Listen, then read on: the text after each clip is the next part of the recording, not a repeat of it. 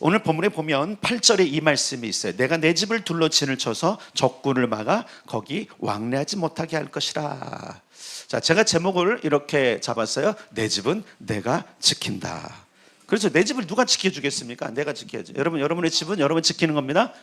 네, 자녀 세대는 부모님이 지키니까 난 괜찮아. 네, 안 그래요. 집은 함께 지키는 거예요. 함께 지키는 거예요. 이게 별로 이렇게 와닿지 않을 것 같은데 굉장히 중요한 메시지입니다. 군대 갔다 오신 남성분들, 사나이로 태어나서 안 따라 부르네. 다 미필이에요. 면제였어요. 나만 병장을 한 것처럼. 네. 뭐 하고 있어요? 그 사나이로 태어나서 할 일 많지만 네. 무슨 사명을 살아요? 나라 지키는 사명. 내 집은 내가 지킨다라고 하는 의미들이. 그래서 여러분, 이 얘기가 뭐냐면 하나님의 가지고 있는 속성을, 성품을 이야기하시는 거예요.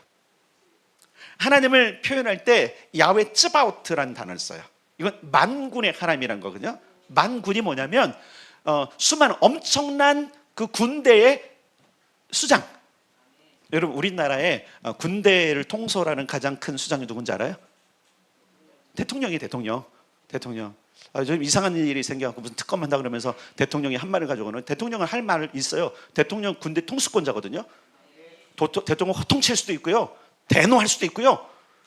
분명히 그런 거예요. 국군 통수권자는 대노할 수 있고요. 핀잔할 수 있고요. 조종할 수도 있는 사람이에요. 임명권이에요.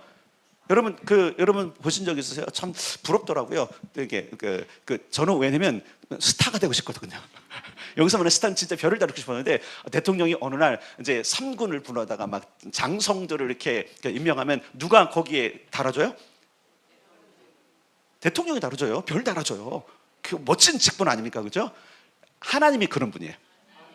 하나님. 근데 그것을 달아줄 뿐만 아니라 하나님 어떤 하나님이냐면, 야, 나는 그냥 저기 뒤에 서서 뒷방에 앉아서 그냥 쉬는 군대 장관이 아니야. 나는 직접 싸우는 자야. 이렇게 말씀하시는 거예요. 이 얘기 뭐냐면, 얘들아 기억해. 나는 내 집 내가 지킬 거야.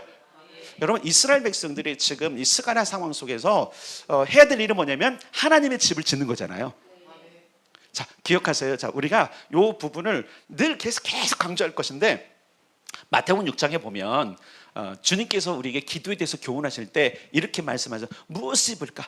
무엇을 마실까? 그죠? 염려하지 말아라. 그걸 위해서 기도하지 말아라. 그럼 뭘 위해서 기도하라 그랬어요? 뭘 추구하라 그랬어요? 그의 나라, 하나님의 나라와 하나님의 목적을 위해서 하면 나머지는 내가 책임질게. 맞습니까? 똑같은 거예요. 스가랴를 통해서, 학개를 통해서, 말라기를 통해서 계속 백성들에게 깨우치는 게 뭐냐면, 너희는 지금 부르심을 정확히 해야 돼. 학개가 한 말이 그러잖아요. 너희 부르심을 잃어버렸냐? 분명히 하나님께서는 너희 먹고 마시고 이런 것에 치중하지 말고 하나님의 집을 지으라. 근데 왜 너희는 지금 그러고 있니? 그래갖고 선지자 셋이 한꺼번에 일어나갖고 막 백성들을 향해서 뭐라 그러니까, 그때 정신이 버뜩 들어갖고 어떻게 시작해요? 16년 동안 놓았던 성전을 쌓는 집, 하나님의 집. 분명히 하나님은 내 집이라, 성전을 짓는 내 집, 그 집, 하나님의 집을 만드는 일을 다시 하기 시작한 거예요. 그런데 이게 짓는 것이 만만치 않은 거예요. 우리가 느헤미야서를 통해서 봤고 여러 가지 성경을 통해서 봤지만, 하나님의 집을 짓는 게 이게 여러분 그냥 순탄하게 되는 것이 아니라 문제는 뭐냐면 원수들이고, 원수들이. 여러분 그렇잖아요. 우리가 우리의 인생을 경영하고 우리 인생의 집을 세워갈 때도 얼마나 방해가 많습니까, 그렇죠? 얼마나 여러분 두려움도 주고요. 그렇잖아요. 우리가 뭔가 할 것 같으면 이 원수 마귀가 주변에 있는 사람을 갑자기 막 동원해갖고 막 우리를 막 경록해 하고요, 막 기분 나쁘게 하고요, 그렇죠? 또 빼앗아가기도 하고요, 어떤 데는 두려움을 주기도 하고요, 조롱하기도 하고 그래요. 한번 살펴보세요. 오늘까지 우리가 사는 삶 동안에 너무나 평안하셨죠, 그죠? 너무나 입에 그냥 막 찢어질 정도로 막 기쁨이 있어갖고 그랬죠. 안 그렇거든요. 뭔가 주님을 위해서 으쌰으쌰 할 만한 하면 뭐예요? 방해꾼이 생겨요. 그 방해꾼이 저 먼 데 있는 것이 아니라 가까운 데 성도들 가운데 있고요, 가까운 데 아내나 남편이 있고 애들이 그러는 거예요. 여러분 이때 어떻게 할까요? 이때가 어떻게 할까요? 그래도 지켜내죠, 그죠? 주님이 말씀하시는 거예요. 그래, 너희를 향한 적군들이 많은 거 알아. 느헤미야서를 보면, 또 그리고 스가랴서를 보면 가까운 적들이 있어요. 그 가까운 적들은 누구였냐면 사마리아 지역에 살고 있었던, 그때 당시에 권세를 가지고 있던 자들이에요. 그런데 전반적으로 보면 그들만이 아니라 강 건너 총독들, 강 건너는 어디면 시리아야, 시리아. 시리아가 어딘지 아십니까? 요르단과 시리아인데 지금은 이제 요르단 지경이었지만 강 건너 지금 이제 이스라엘 백성들이 살고 있는 강 건너는 요단강을 건너서 골란 고원 그 넘어간 시리아 땅이거든요. 그 지금도 그 가장 이스라엘 북쪽과 골란 고원 쪽으로 가면 시리아하고 접경 지역이에요. 근데 오늘 본문에 보면 뭐라고 그러냐면 여호와 하나님이 하드락 땅에 내리며 다메섹에 머무르니 사람들과 이스라엘 모든 지파의 눈이 여호와를 우러러 봄이니라. 다 시리아예요, 시리아. 이 땅을 말하는 거예요. 그 접경에 하맛에도, 하맛도 시리아 접경이에요. 그러니까 지금 이스라엘 향해서 엄청나게 압박을 하고 하나님의 집을 짓는 것을 방해하는 자들이 비단 사마리아 땅에 있는 자들만이 아니라 그 주변에 있는 힘을 가진 자들. 여러분, 힘없는 자들은 핍박 안 해요. 자기가 힘이 있다고 생각하니까 핍박을 하는 거예요. 중요한 것은 이런 자들에 대해서 하나님께서 뭐라고 말씀하냐면 그들을 분명히 내가 심판할 것이다 말하는 거예요. 자, 2절 읽겠습니다. 2절과 3절, 2절과 3절 시작. 그 접경에 하맛에도 임하겠고 두로와 시돈에도 임하리니 그들이 매우 지혜로움이니라. 두로는 자기를 위하여 요새를 건축하며 은을 티끌같이 금을 거리에 진흙같이 쌓았도다. 이게 뭐예요? 그때 당시에 부강한 나라란 말이야. 돈도 있고, 그렇죠? 상업도 발달을 하고. 두로는 여러분 예전부터도 해상무역의 중심지였어요. 엄청난 힘을 가지고 있고, 그러다 보니까 해상무역을 지키다 보니까 해군력이 엄청 강한 거예요.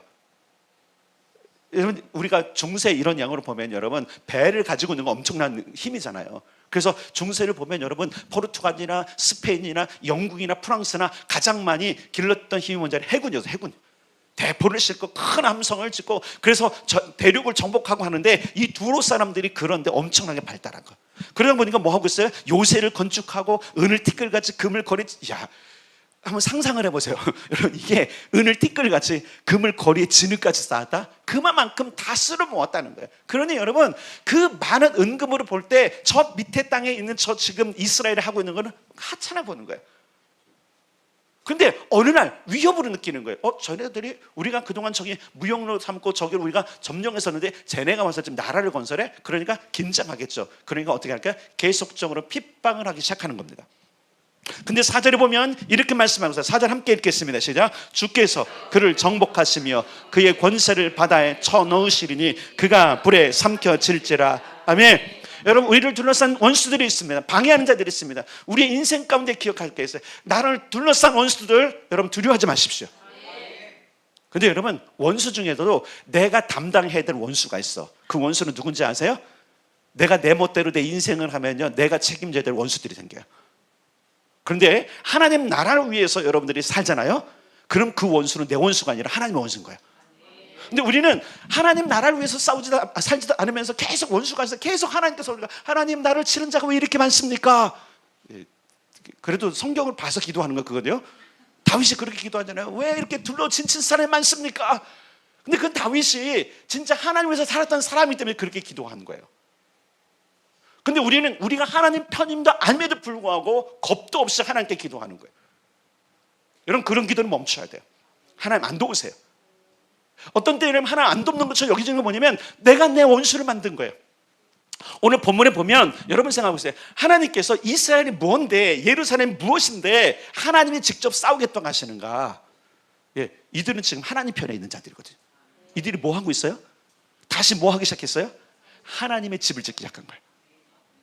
오늘날 우리 부르심도 마찬가지입니다. 교회를 세우신 이유도 여러분 하나님의 나라를 위해서입니다. 하나님의 집을 짓기 위해서입니다. 여러분, 예수께서 교회를 세우시면서 그 교회에 대한 정의를 바울이 이렇게 했어요. 교회는 그리스도의 몸이다. 그게 집인 거예요.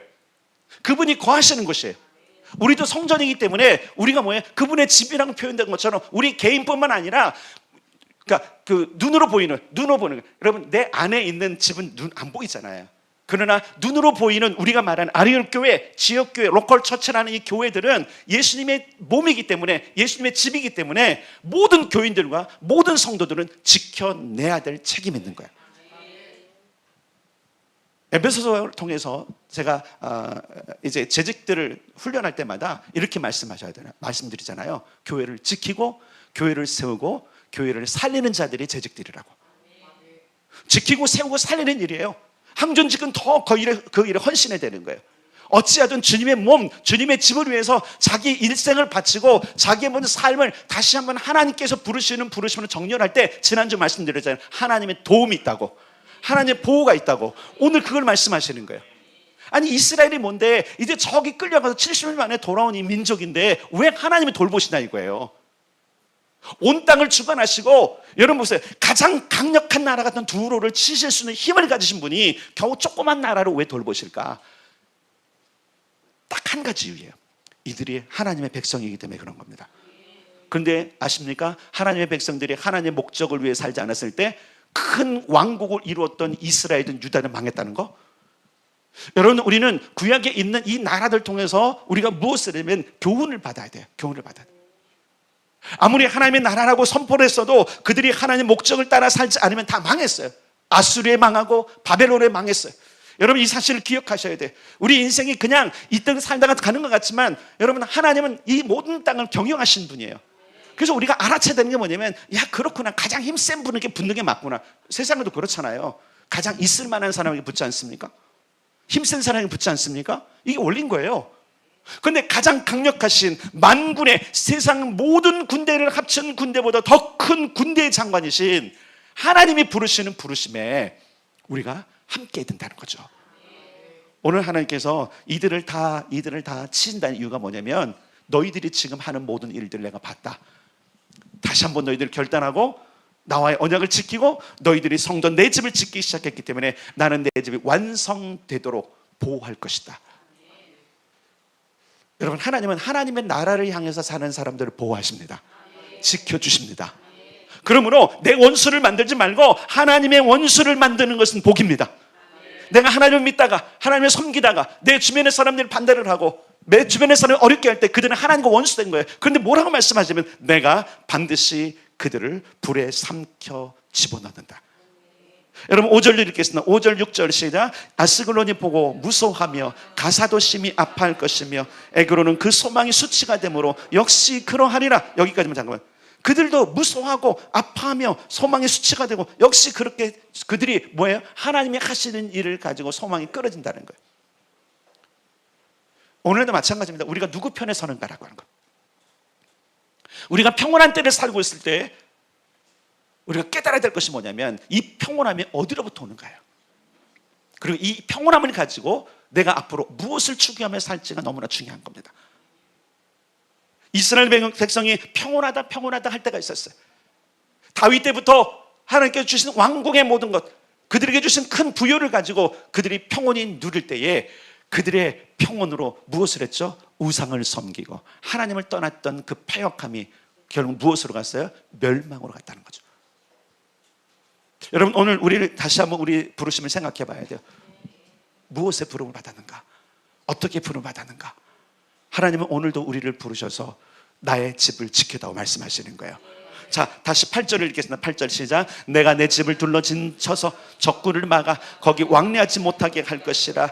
포악한 자가 다시는 그 지경으로 지나가지 못하리니 이는 내가 눈으로 친히 범인이라. 내가 지켜보고 있다. 이 얘기 뭐예요? 여러분, 저를 보세요. 이거 뭐예요? 주님, 하나님이 그러신 거예요. 지금 모든 세상을 향해서 하나님이 이러고 계신단 말이에요. 근데 적뿐만이 아니라 우리를 향해서도 말씀하시는 거예요. 여러분, 이 사실 잊으면 안 돼요. 너무나 많은 신앙인들이 하나님이 우리를 보고 있다는 사실을 잊고 있어요. 하나님이 안 보는 것처럼 행동하고 하나님이 안 보는 것처럼 자기 뜻대로 사는 인생 망합니다, 여러분. 보세요. 하나님이 세상을 이처럼 사랑하사 독생자를 주셨으니 이는 그를 믿는 자마다 뭐하지 않고 멸망하지 않고 뭘 얻어요? 근데 우리가 망할 길로 가고 있잖아요. 여러분, 하나님이 우리를 부르심이, 여러분, 이게 작은 일이 아니에요. 그 아들을 희생하며까지 영원한 나를 주시기 위해서 그 아들을 죽이면서까지 우리를 사셨단 말이에요. 어느 신이 그래? 세상에 어떤 신이 자기를 희생하고, 세상의 모든 신들은 그 세상의 모든 귀신들 있잖아요. 그 신들은 우리를 보고 다시 희생하라고 그래요. 근데 하나님은 자신을 희생하셨어요. 그리고서 희생하라고 그러는 거예요. 여러분, 하나님은 우리가 영생에 들어가기를 원하세요. 근데 그 영생은 그냥 영생이 아니라 엄청난 영생이다. 따라서 합시다. 왕노릇하는 영생. 자, 요한계시록으로 가겠습니다. 요한계시록 22장 제일 끝에, 성경 제일 끝에, 신약 성경 제일 끝에 22장 5절을 읽겠습니다. 어떤 영생이냐면 22장 5절, 신약 성경 찬송가 바로 전에 찬송가 바로 전에 찾으셨습니까? 같이 읽겠습니다. 시작. 다시 밤이 없겠고 등불과 햇빛이 쓸데없으니 이는 주 하나님이 그들에게 빛이심이라. 그들이 세세토록 왕노릇 하리로다. 아멘. 아멘. 세세토록 왕노릇. 영생하는데 거지처럼 영생하는 게 아니라, 아픔 속에 영생하는 것이 아니라, 고통 속에 영생하는 것이 아니라 왕노릇하는 것. 하나님께서 우리에게 붙여준 호칭, 왕 호칭 2개 있죠. 따라 의로운 왕, 살리는 왕. 계속 선포하는 이유가 그런 거예요. 왕노릇한다 그래요. 1000년 동안 왕노릇하고 영원토록 왕노릇하리로다. 하나님께서 예수를 죽이심으로 인하여 치르신 그 값으로 우리를 사셔서 무엇까지 주시냐면 영생을 주신 거예요. 여러분, 이 부르심이 작습니까? 이 엄청난 것과 왜 세상의 유혹으로 바꾸십니까? 스가랴는 이스라엘 백성들이 16년째와 17년, 18년째를 계속 비교해주고 있어요. 그들이 회복되어서 포로에서 해방되어지고 다시 예루살렘 땅에 왔을 때 그 16년, 18년 전의 일, 그리고 16년 동안 있었던 일, 얼마나 너희들이 힘들었냐, 너희들이 얼마나 아팠냐, 얼마나 고통스러웠냐. 근데 뭐라 그래요? 그 이유가 뭔지 아니? 너희들이 부르심의 목적을 잊어버렸기 때문에 그러는 거예요. 정말로 아끼고 사랑하는 우리 아리엘교회 성도 여러분, 부르심을 다시 찾아야 돼요. 가장 먼저 회복할 건 나의 부르심이 뭔지 찾는 거예요. 이게 여러분, 근데 여러분, 이게 뭐냐면 들려지는 은혜가 있어야 돼. 설교를 100번, 1000번을 해도 안 들려지는 사람이 있어요. 들려지는 은혜가 있기를 주님으로 축복합니다. 부르심은 하나님의 부르심을 따라 사는 사람에게 은혜가 있는 거예요. 그들을 지키시는 겁니다. 자, 우리가 어디를 가면 스가랴로 가겠습니다. 스가랴의 9장에 있는 내용들은 비단 그 시대뿐만 아니라 장차 올 시대, 또 그리고 교회 시대는 오늘 우리에게도 영향을 주는데 그것을 한번 볼 거예요. 12장 1절부터 3절까지만 먼저 읽겠습니다. 1절부터 3절까지만. 12장 스가랴요. 12장 1절부터 3절 시작. 이스라엘에 관한 여호와의 경고의 말씀이라. 땅에 터를 세우시며 사람 안에 심령을 지으신 이가 이르시되, 보라, 내가 예루살렘으로 그 사면 모든 민족에게 취하게 하는 잔이 되게 할 것이라. 예루살렘이 에워싸일 때에 유다에까지 이르리라. 그날에는 내가 예루살렘을 모든 민족에게 무거운 돌이 되게 하리니 그것을 드는 모든 자는 크게 상할 것이라. 천하 만국이 그것을 치려고 모이리라. 아멘. 자, 요거는 우리가 이제 마지막 때 일들과 관련된 거예요. 천하 만국이. 근데 사실 그동안도 여기서 천하 만국이라는 모든 나라가 아니에요. 모든 수요자는 지금은 우리 한 200여 개국이잖아요. 그 200 소수 민족까지 온다는 얘기가 아니라 강력한 힘을 가진 그 세 시대, 그 시대의 천하를 주름잡던 나라들이 이스라엘을 치러 모이래. 이게 여러분 아시다시피 애국부터 시작됐잖아요.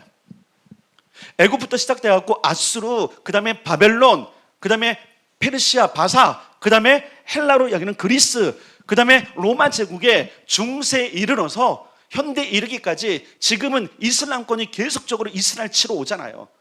근데 여러분, 이 역사가 지금 한번 살펴보면 이제 교회의 역사와 함께 가는 걸 볼 수 있어요. 점점 더 이스라엘을 미워하고 유대인을 미워하는 만큼 교회를 미워하는 시대가 오고 있습니다. 마지막 때에 천하 만국이 그것을 치려고 모을 것입니다. 우리는 만국의 적이 되는 때가 곧 온다는 사실을 기억해야 돼요. 즐거운 일만은 아니잖아요, 그죠? 때는 두려울 수는 있어요. 그런데 여러분 기억할 게 있습니다. 그때 하나님께서 일어서십니다. 그때 하나님께서 군대 장관이 되어주십니다. 그래서 성경에 보면 예수님께서 백마를 타고 오시고요, 검을 들고 계시고요, 그분은 그냥 오시는 것이 아니라 싸움의 가장 큰 장군으로 오십니다. 오셔서 우리를 구원해 내십니다. 2000년 전에 십자가의 죽음으로 말미암아 우리의 영을 구원했던 것처럼 그분은 다시 이 땅에 오셔서 우리의 몸과 우리의 혼과 우리의 모든 환경을 구원해 내실 것입니다. 그리고 완성하셔서 1000년 동안 우리를 왕노릇 하게 하실 것이고 영원히 살게 하실 것입니다. 이 소망을 바라보며 우리는 무엇을 해야 되냐면 그분께서 우리에게 맡겨준 주님의 몸, 그분의 집인 교회를 세워나가는 거예요. 점점 더 여러분, 세상은 교회를 파괴하잖아요. 교회를 무너뜨려요. 교회를 쪼개버려요. 너무 많아요. 너무 많아. 여러분, 우리가 알다시피 유럽의 교회, 지금 미국의 교회, 수많은 교회들이 어떻게 됐어요? 점점 더 문을 닫고 있죠. 50년, 60년, 70년 전에 수천 명이 됐던 교회, 그 교회를 유지했던 건물들은 지금 이제 노인들 몇 명이 유지하니까 안 되니까 팔아버리는데 누가 사가요?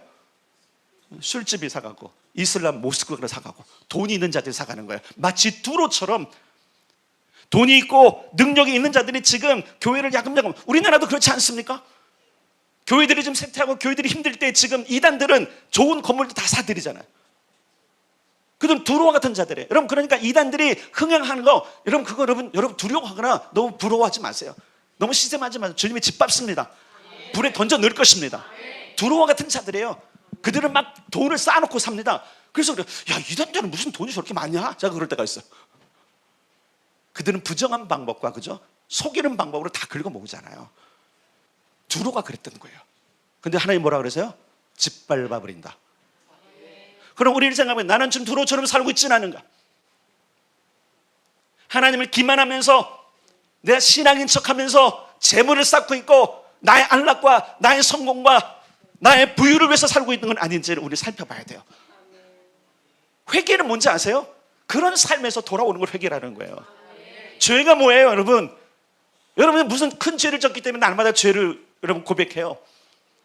그동안 털어버린 죄로 생각하면 여러분 다 털어버리지 않았나요?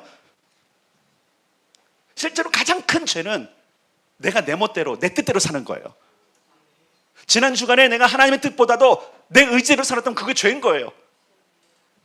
왜 그게 죄냐면 우리는 하나님께서 우리를 값주고 사셨잖아요.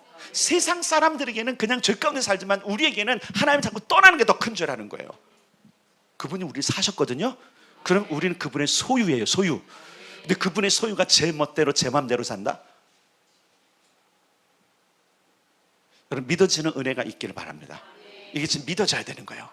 아, 내가 그분의 소유구나. 그런데 잘 기억하세요. 그분의 소유돼서 나를 완전히 그분께 이렇게 드리잖아요. 그럼 그분이 우리 인생을 경영해 가세요. 이끌어 가세요. 지혜를 주세요.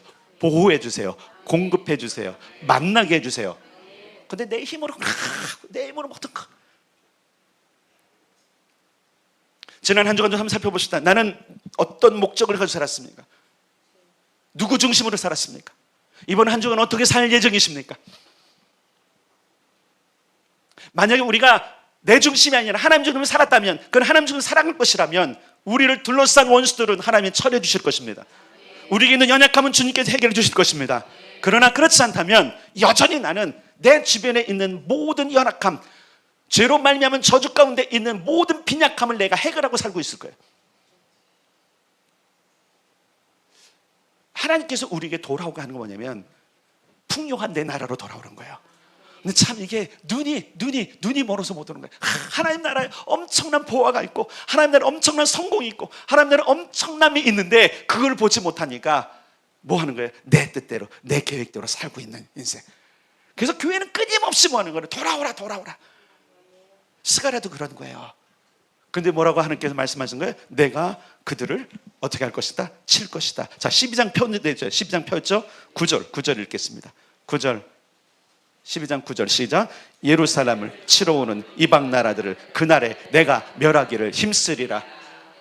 자, 멸하면 되는데 힘쓰리라는 거는 이 힘쓴다는 표현이 뭐예요? 끝까지 내가 포기하지 않고 전부 다 내가 칠 거니까 여러분 잘 기억하세요. 우리보다 그분이 더 원수를 미워하세요. 그러니까 하나님은 우리 편으로 만들어야 돼. 딱 한 가지 방법이에요. 내가 그분 편에 서는 거예요. 유명한 말이 있잖아요. 남북전쟁 때 마지막 전쟁을 앞뒀습니다. 링컨과 그 북군과 그리고 남군이 이제 마지막 전쟁인데 그 전쟁 때에 많은 사람들이 어려울 때 링컨이 이렇게 했어요. 우리 함께 기도합시다. 함께 기도합시다. 그때 한 장관이 묻습니다. 링컨이요, 기도해 봤습니까? 하나님 우리 편이 되시겠답니까? 그러니까 링컨이 딱 한마디 합니다. 우리가 하나님 편인지를 점검해야 된다. 여러분은 누구 편입니까? 여러분 보세요. 내가 지금 누리고 있는 모든 것도 하나님 거 아닌가요? 그분 것이라고 선언하셔야 돼요. 그럼 그분의 집인 거예요. 그럼 그분이 지키세요. 내 집은 내가 지킨다. 하나님의 선언이란 말이에요. 그런데 우리는 내 모든 소유를 내 것으로 하니까 하나님 것이 아닌 거예요. 그러니까 내가 다 책임져야 되는 거예요. 원수가 하면 다 뺏기고. 재물만 뺏깁니까? 사람도 뺏기죠. 건강도 뺏기죠. 왜 이렇게 어리석게 살까요, 우리가? 복음으로 돌아오십시오. 하나님의 초청으로 돌아오십시오. 그분이 지켜주십니다. 자, 또 어디로 가냐면 13장, 14장으로 가겠습니다. 14장, 일단 14장을 봅시다. 14장 1절부터 자, 그만할 때까지 읽겠습니다. 14장 1절부터 시작. 여호와의 날이 이르리라. 그날에 내 재물이 약탈되어 내 가운데에서 나누이리라. 내가 이방 나라들을 모아 예루살렘과 싸우게 하리니 성읍이 함락되며 가옥이 약탈되며 부녀가 욕을 당하며 성읍 백성이 절반이나 사로잡혀 가리니 남은 백성은 성읍에서 끊어지지 아니하리라. 그때 여호와께서 나가사 그 이방 나라를 치시되 이왕의 전쟁 날에 싸운 것 같이 하시리라. 아멘. 잘 보세요. 1절부터 3절까지 내용을 보면 나중에 좀 설교할 수도 있겠지만 이스라엘 백성이 다시 타락한 거예요. 그러면 하나님은 이들을 치세요. 왜 치신지 아세요? 왜 하나님이 날 치십니까? 정신 차려 치는 거예요. 그렇잖아요. 여러분 막 정신이 오락가락하는 사람 막 뺨을 치잖아요. 뺨 치라고. 정신 차려요. 정신 차리라고. 뺨 한 대 맞고 돌아오세요. 막 두들겨 패 맞고 오지 마시고. 가끔 그런 분들이 있어요. 예전에 보면 내가 옛날에는 이렇게 옛날에 하는가? 내가 그때는 했는데 제가 속으로 그때 좀 오지.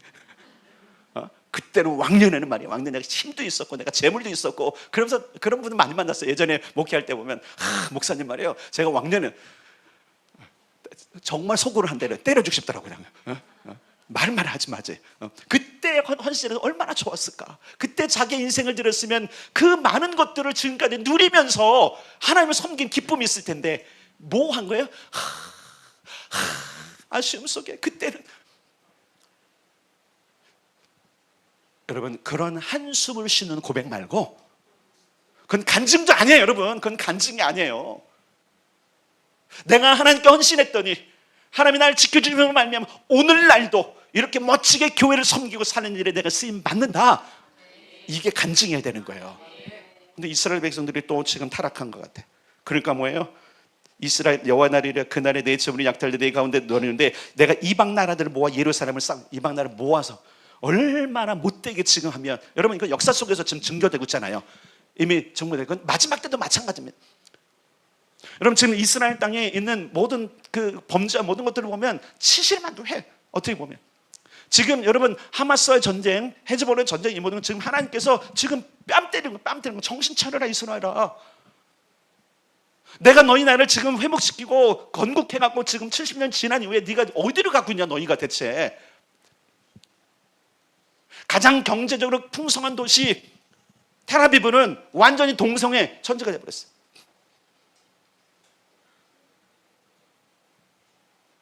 제가 꽃을 사러 간 적이 있어요. 2018년도에.